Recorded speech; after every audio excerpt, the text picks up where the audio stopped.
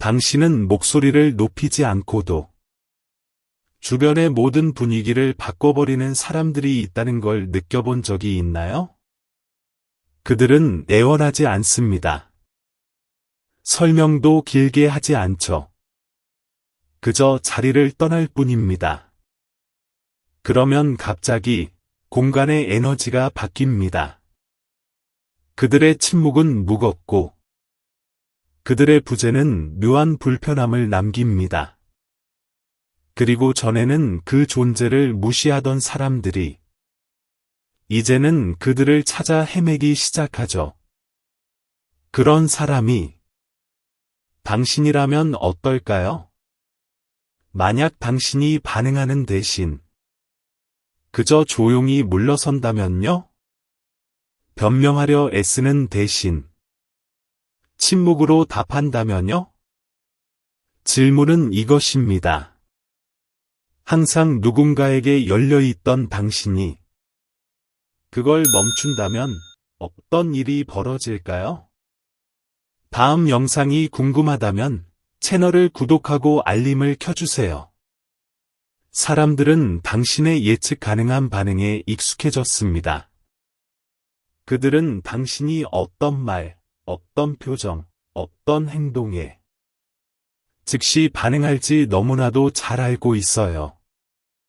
하지만 만약 이번엔 당신이 아무 반응도 하지 않는다면?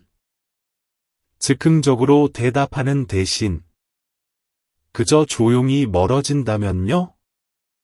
칼 융은 이렇게 말했습니다. 다른 사람에게서 우리를 짜증나게 하는 것들은 결국 우리 자신을 더 깊이 이해하는 데 도움을 준다. 당신이 닿을 수 없는 존재가 되었을 때 누가 불안해하나요? 누가 당신에게서 반응을 끌어내려 애쓰나요? 그 반응은 사실 당신에 대한 것이 아니라 그들 자신에 대한 이야기입니다. 당신은 너무 많이 내어줍니다. 갈등을 피하려고, 실망시키지 않으려고, 곁에 두고 싶어서.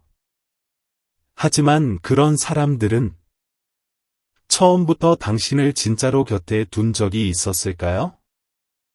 억지로 그래 라고 말할 때마다, 습관적으로 답할 때마다 당신은 자신의 에너지를 조금씩 넘겨주고 있는 겁니다. 하루가 끝나면 남는 건 뭔가요? 지침, 답답함, 그리고 설명할 수 없는 공허함. 당신은 항상 빠르게 반응하고 친절하며 항상 좋은 사람으로 살아오라고 배워왔습니다. 마치 그게 당신의 가치인 것처럼. 하지만 제가 한 가지 말씀드릴게요. 과도한 접근성은 미덕이 아닙니다. 그건 족쇄입니다. 당신이 항상 이용 가능할 때 사람들은 당신을 당연하게 여깁니다. 그리고 모든 예측 가능한 존재는 결국 도구로 전락하죠. 당신은 누군가의 감정 응급 버튼이 되어버립니다. 슬플 때 누르고, 위로가 필요할 때 누르고, 아무도 응답하지 않을 때 눌러대죠. 그리고 당신은 그 무게를 짊어집니다. 그 피로를 끌어안습니다. 그리고 떠난 뒤 남는 건 텅 빈 침묵뿐이죠. 그래서 의식에서 나온 침묵은 힘 있는 선택입니다. 도망이 아니라 명료함에서 비롯된 퇴장은 해방의 시작입니다. 이것이 바로 칼 융이 말한 별표 개성화, 인디비주에이션, 별표의 첫걸음입니다. 조각난 채 타인에게 흩어져 있던 당신 자신의 조각들을 다시 모으는 과정. 당신은 설명하지 않아도 존중받을 수 있습니다. 사랑받기 위해 자신을 바치지 않아도 됩니다. 존재를 증명하려 반응하지 않아도 됩니다. 어쩌면 지금이 바로 그 끈을 끊을 때인지도 모릅니다. 그리고 당신 자신을 미스터리로 만드는 순간이 올 때입니다. 한 가지 질문을 남깁니다. 혹시 당신도 누군가가 당신을 진심으로 소중히 여기는 건 언제나 당신이 그들에게 사용 가능할 때뿐이라는 걸 느껴본 적 있나요? 그들은 당신을 이용합니다. 당신의 존재를 필요할 때만 소비하고 더 이상 필요하지 않으면 마치 선반에 잠시 올려놓는 물건처럼 당신을 밀어냅니다. 문제는 당신이 그것조차 깨닫지 못할 수 있다는 것입니다. 늘 곁에 있으면 언젠가는 누군가도 똑같이 해주겠지 라는 착각에 갇혀 있죠. 하지만 현실은 그렇게 돌아가지 않습니다. 칼 융은 페르소나, 퍼소너, 즉 우리가 인정받고 사랑받기 위해 쓰는 가면에 대해 말했습니다. 그리고 아이러니컬하게도 그 가면이 바로 당신을 과도하게 친절하고 항상 준비된 사람으로 만들어 버립니다. 설령 그것이 당신의 정신과 감정을 소모시키더라도 당신은 괜찮아 라고 말합니다. 속으로는 숨이 막히는데도 피곤해도 즉시 답장을 하고 설명하고 해명하고 자신을 방어하죠. 마치 세상에 뭔가 빚진 사람처럼. 하지만 생각해 보세요. 당신이 다른 사람들의 무대에 설수록 당신 자신의 무대에서는 점점 사라지고 있다는 것을 늘 가능한 상태로 존재하는 건 결국 자기 자신을 버리는 은밀한 방식입니다. 그건 타인의 인정을 갈망하기 때문이고 거절당할까 봐 두렵기 때문이며 다른 사람들이 자신을 어떻게 볼지 통제하고 싶은 욕망 때문입니다. 하지만 이 통제에는 대가가 있습니다. 그 대가는 바로 당신의 내면의 평화입니다. 당신의 에너지는 소중하고 제한된 자원입니다. 하지만 당신은 그것을 마치 무한한 것처럼 퍼주고 있죠. 의식 없이 존재를 내어줄 때마다 당신은 점점 텅 비어 갑니다. 그리고 여기 아주 중요한 사실이 있습니다. 당신에게 끊임없는 접근을 요구하는 사람들은 사실 당신 자체를 원하지 않습니다. 그들이 원하는 건 당신이 주는 것, 인정, 즐거움, 정서적 위로입니다. 그리고 당신이 변화하기 시작할 때 경계를 만들고 반응을 멈추기 시작하면 그들은 화를 냅니다. 당신을 비난합니다.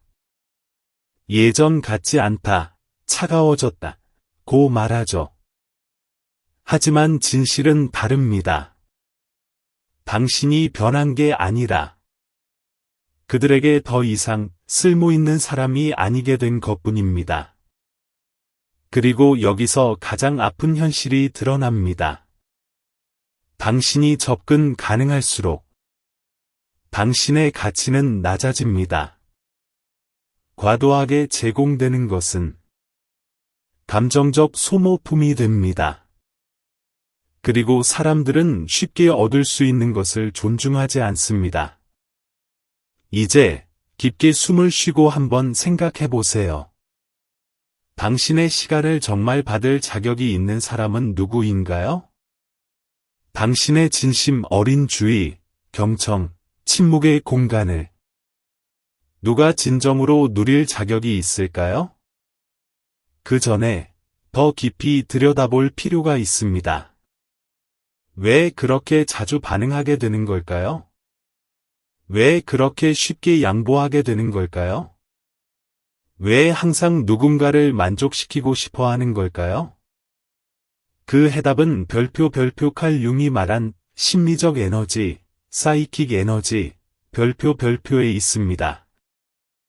그 에너지는 바로 당신의 생명력입니다.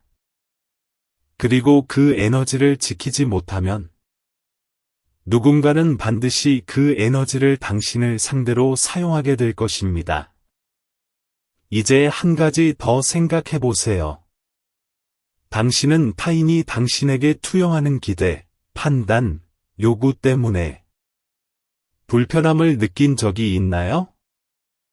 그 무게에 짓눌리고 혼란스러워지고 기쁨마저 사라졌던 적이 있나요?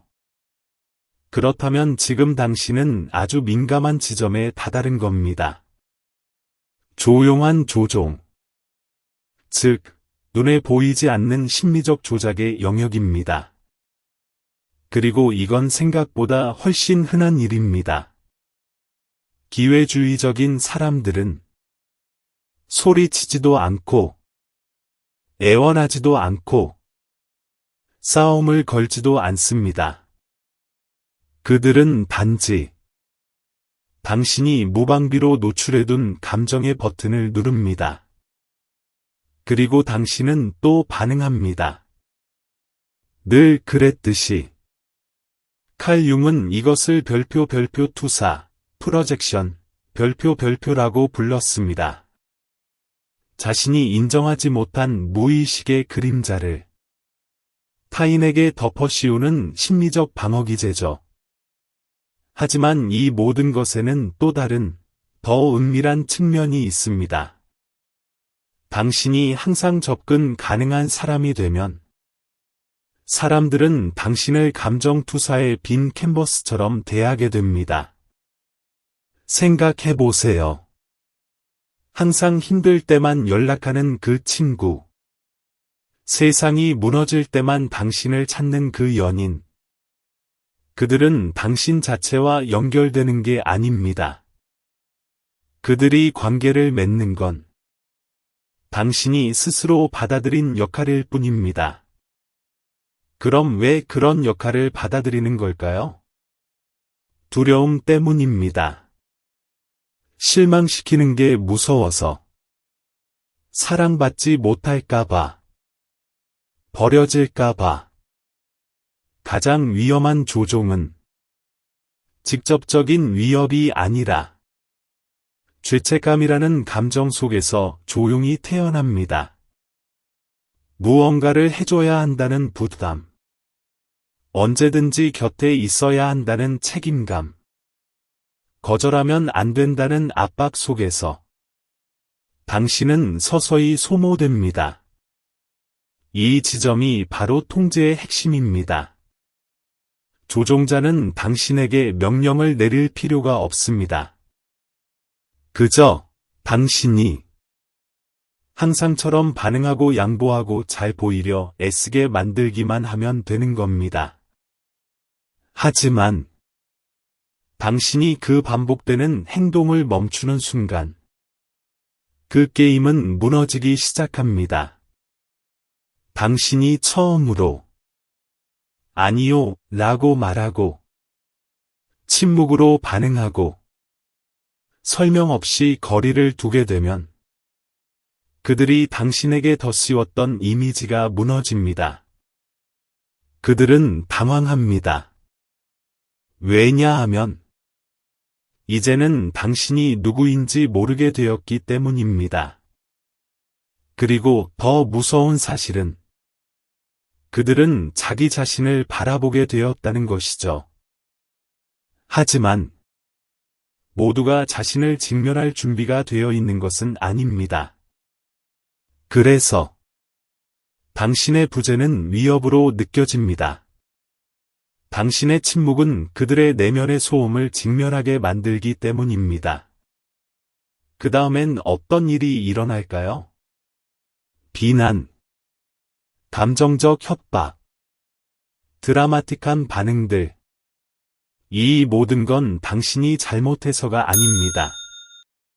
단지 그들이 당신을 자기 감정의 거울로 사용하지 못하게 되었기 때문입니다. 칼 융은 말했습니다. 우리는 빛의 이미지를 상상함으로써 깨어나지 않는다. 오히려 어둠을 의식하는 것을 통해 빛나게 된다. 당신이 관계에서 한 걸음 물러서고 중독된 감정의 반복을 더 이상 먹이지 않을 때 상대의 그림자가 드러나기 시작합니다. 그리고 그 그림자를 감당하지 못하는 사람들은 당신을 회피처로 이용하던 사람들입니다. 하지만 당신은 준비되었나요? 오해받는 불편함, 비난받고 거절당하고 공격받는 외로움을 오직 자신을 지키기 위해 감당할 준비가 되었나요? 왜냐하면 바로 그 불편하고 고독하며 깊은 침묵 속에서 완전히 새로운 힘이 태어나기 때문입니다. 우리는 소음에 중독된 세상에 살고 있습니다. 모두가 이야기하고 싶어 하고, 설명하고 싶어 하고, 논쟁에서 이기고 싶어 합니다. 그게 아무 의미가 없어도 말이죠. 모두가 생각하기 전에 대답하려고 합니다. 하지만 이 세상에 존재하는 특별한 힘이 있습니다. 그리고 그 힘을 진짜로 사용할 수 있는 사람은 극히 드뭅니다. 그것은 바로 의식적인 침묵의 힘입니다. 제가 말하는 침묵은 굴복이나 두려움에서 오는 침묵이 아닙니다. 그건 전략적이고 명료한 침묵, 모든 걸 보고도 반응하지 않는 선택입니다. 그 침묵은 부재가 아니라 오히려 강한 존재감입니다. 칼 융은 영혼이 변화를 시작할 수 있는 공간으로서 침묵을 보았습니다. 왜냐하면 반응을 멈추는 순간부터 당신은 비로소 보기 시작하니까요. 패턴이 보입니다. 감정의 반복이 보입니다. 숨겨진 심리 게임들이 보입니다. 자기 파괴의 순환도 보이기 시작합니다. 침묵은 깨어남의 첫걸음입니다. 그리고 그런 깨어남은 사람들을 불편하게 만듭니다. 당신이 더 이상 반응하지 않을 때, 더 이상 설명하지 않을 때, 그냥 사라져버릴 때, 어떤 사람들은 당황하고 불안해합니다. 그건 그들이 당신을 그리워해서가 아닙니다. 자신이 더 이상 당신을 통제할 수 없기 때문입니다. 당신이 말을 할 때는 아직 그들의 게임판 위에 있는 것입니다. 하지만 당신이 침묵할 때 게임의 규칙이 바뀌는 것이죠. 그리고 그들은 균형을 잃습니다. 왜냐하면 그들의 안정은 당신의 반응에 의존하고 있었기 때문입니다. 진짜 침묵은 단순한 공백이 아닙니다. 그것은 자신의 에너지에 대한 주권입니다. 말 없이 이렇게 선언하는 것입니다. 나는 이 게임에 참여하지 않겠다. 그 침묵은 타인의 감정적인 소용돌이로부터 스스로를 지키는 것이며 스스로 무너지기 전에 먼저 물러나는 행위이자 힘입니다. 칼 융에 따르면 온전한 존재가 되는 과정의 즉 개성화, 인디비주에이션은 이런 물러섬을 반드시 수반합니다. 왜냐하면 세상이 조용해져야만 비로소 당신은 자신의 진짜 목소리를 들을 수 있기 때문입니다. 하지만 준비해야 합니다. 그 침묵은 당신이 연기하던 역할만을 중요하게 여겼던 사람들을 멀어지게 만들 것입니다. 당신에게 끊임없는 기대를 걸고 있었던 사람들에게는 당신이 낯설게 보일 수도 있습니다. 그들은 당신을 차갑다, 멀어졌다, 이기적이다라고 말할 수도 있습니다. 하지만 그건 당신의 본질을 본 것이 아니라 당신이 제공했던 유용성만을 보고 있었기 때문입니다. 받아들이기 어려운 진실이 있습니다. 당신이 성장할수록 말을 아끼게 됩니다. 왜냐하면 모든 말은 에너지의 교환이라는 걸 깨닫게 되기 때문입니다. 그리고 그 에너지를 누구에게나 나눠줄 필요는 없습니다. 때로는 침묵하는 것이 숨는 것이 아니라 자신을 지키는 것입니다. 상대방에게 그들의 불편함을 그대로 안겨주는 것. 왜냐하면 그 불편함은 당신이 아무리 많은 말을 하더라도 결코 설명할 수 없는 것들을 드러내주기 때문입니다. 당신은 자신의 부재를 굳이 설명할 필요가 없습니다. 그 자체로 충분히 말이 됩니다. 그리고 그 부재의 위협을 느끼는 사람들은 당신의 불균형에 기대어 자신의 균형을 유지해왔던 이들입니다. 하지만 가장 강력한 침묵은 타인을 불안하게 만드는 침묵이 아닙니다. 당신 자신을 다시 세우는 침묵입니다. 그 침묵은 당신을 자동 반응에서 벗어나게 하고 남들이 부여한 역할에서 벗어나게 하며 당신의 정신적 주권을 되찾게 해줍니다. 그러니 다음번에 즉시 반응하고 싶은 충동이 올라온다면 침묵으로 대답하세요. 도망치는 사람이 아니라 더 이상 자신을 증명할 필요가 없다는 걸 깨달은 사람으로서 침묵에는 여러 형태가 있지만 그중 어떤 침묵은 단순한 부재가 아니라 당신 내면으로 돌아가는 통로입니다.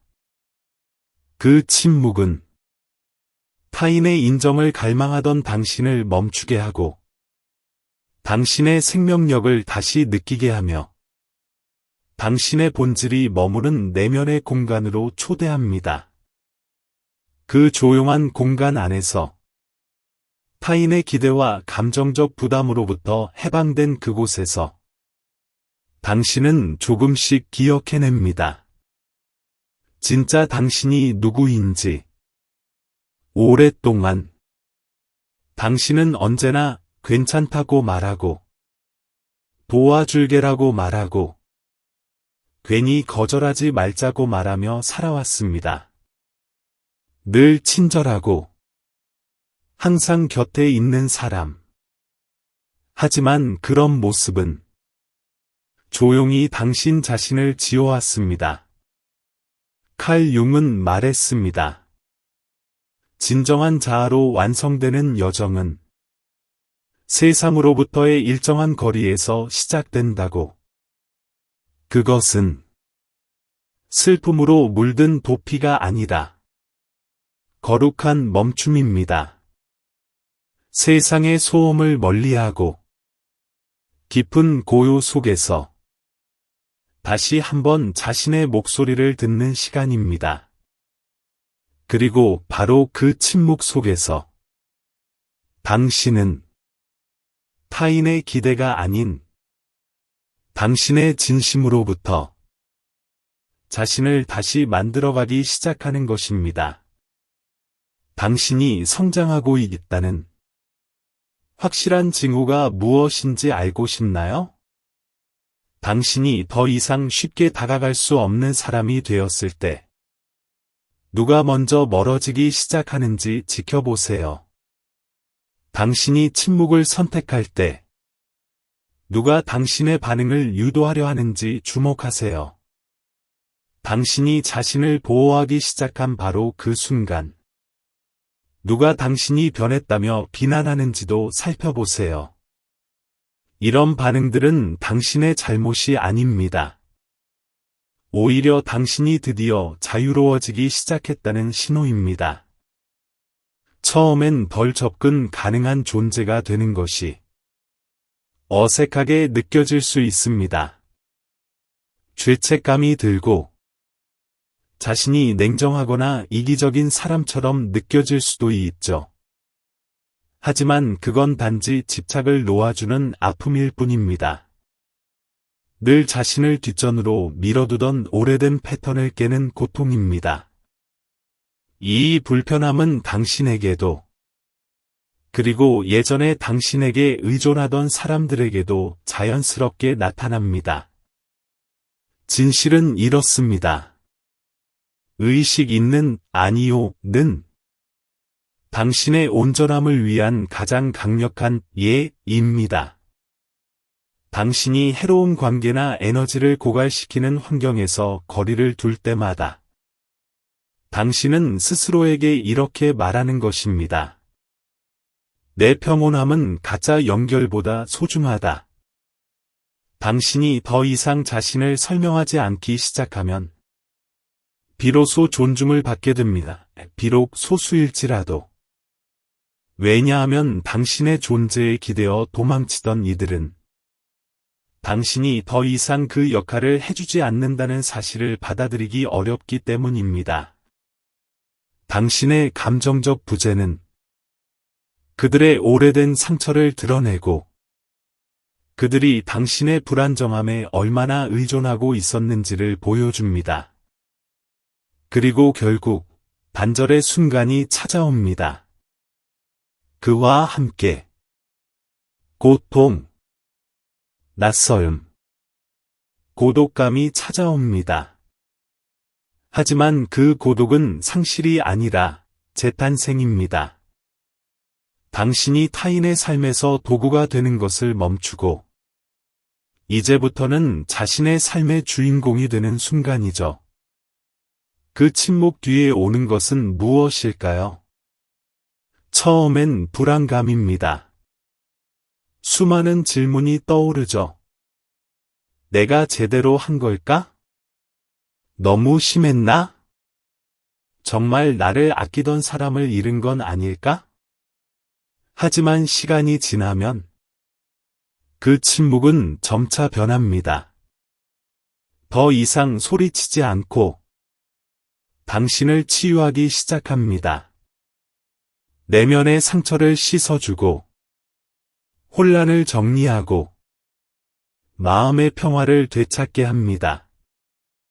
그렇게 당신은 새로운 방식으로 혼자 있게 됩니다. 결핍에서 오는 외로움이 아니라 온전한 자신으로서 존재하는 고요함.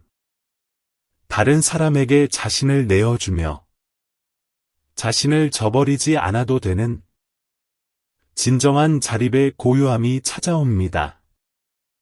불안이 머물던 자리에 차분함이 피어나고 결핍이 있던 곳에는 안정감이 생기며 혼란이 있던 자리에는 명확함이 들어섭니다. 칼 융은 말했습니다.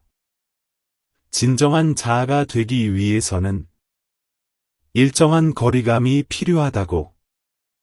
사회적 소음으로부터의 거리, 당신이 배워온 가면들로부터의 거리, 그리고 당신을 알지 못한 채 만들어온 타인의 기대들로부터의 거리, 당신이 덜 접근 가능한 사람이 되었다는 건 세상으로부터 도망치는 것이 아니라 당신 자신과 다시 연결되고 있다는 뜻입니다. 이것이 전환점입니다. 당신이 외부의 요구에 휘둘리지 않고 이제는 자신의 내면에서 현실을 새롭게 조각하기 시작하는 순간입니다. 그리고 당연하게도 몇몇 사람들은 당신 곁을 떠날 것입니다. 그들은 당신을 잃는 것이 아니라 당신이 맡았던 역할을 잃는 것이기 때문입니다. 이 과정에서 사람들을 잃을 수도 있습니다. 하지만 그 대신 당신은 자신을 얻게 됩니다. 장소나 환경에서 멀어질 수도 있습니다. 그러나 당신은 다시 자신의 본질과 연결될 것입니다. 당신은 더 이상 타인에게 속하지 않고 비로소 자신에게 속하게 될 것입니다. 당신은 오해받을 수도 있습니다.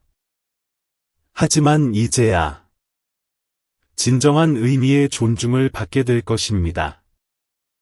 왜냐하면 당신은 더 이상 모든 것에 항상 열려있는 존재가 아니기 때문입니다. 자신을 끝없이 내어주는 존재가 아니기 때문입니다. 이제 당신은 희귀한 사람이 됩니다. 그리고 희귀한 것은 언제나 귀중한 법입니다. 이건 단순한 변화가 아닙니다. 당신의 재탄생입니다. 더 이상 감정의 부스러기를 받아들이지 않는 사람. 심리 게임에 끌려가지 않는 사람. 공허한 유대에 묵이지 않는 사람으로의 변화. 이제 당신은 자신의 평온함과 진실과 온전함에 공명하는 것만 받아들입니다. 그리고 만약 지금 이 긴 글을 끝까지 읽고 있다면 당신 안의 어떤 부분은 이미 이 길을 시작했음을 의미합니다. 당신은 이제 압니다. 자신을 버려서까지 사랑받을 필요는 없다는 것. 진짜 자기 사랑은 혼자가 되더라도 자신을 선택하는 것에서 시작된다는 것. 이제 제가 묻겠습니다. 당신은 오해받고 거절당하고 비난받을 각오가 되어 있나요? 오직 당신의 내면의 자유를 지키기 위해서라도 당신은 진짜의 자신으로 살아가기 위해 비록 그로 인해 어떤 사람들은 더 이상 곁에 머물 수 없더라도 그 대가를 감당할 준비가 되었나요? 만약 이 메시지가 당신의 마음 깊숙한 곳에서 울림을 줬다면, 당신이 최근 느끼고 있던 것을 비추는 것 같았다면 댓글로 남겨주세요. 나는 나의 평화를 선택합니다. 이 변화의 여정에 함께할 준비가 된 사람이 과연 얼마나 있는지 함께 지켜봅시다. 진짜로 살아갈 준비가 된 사람들, 더 이상 누군가를 만족시키는 삶이 아니라 자신을 살아내는 사람들. 그리고 잊지 마세요. 다음 영상도 계속 시청해 주세요. 그 안에 당신의 변화에 꼭 필요한 한 조각이 숨어 있을 수 있습니다. 만약 이 콘텐츠가 당신 안에 무언가를 깨어나게 했다면 좋아요를 눌러주시고 채널 구독도 잊지 마세요. 여기에서는 내일 칼 융의 사상을 통해 당신 내면 깊숙한 곳을 비추는 여정을 함께합니다. 알림 설정도 해두시고 자기 탐색의 여정에 더 깊이 빠져보세요. 당신의 무의식이 분명 고마워할 겁니다.